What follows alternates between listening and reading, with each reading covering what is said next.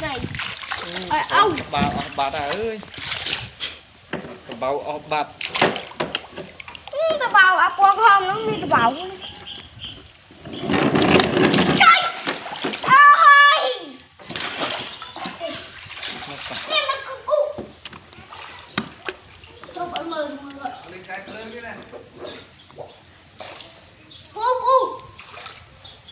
hãy dịch muốn thấy rồi thấy rồi một đó tức lên mặt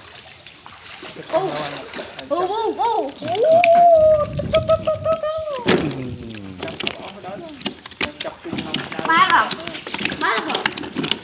cảm ơn play là bộ chào bạn là bộ ôi là bộ trời mày đầu tiên chặt con tình cho nó ra cùng một ai này trời ơi lắm lắm nữa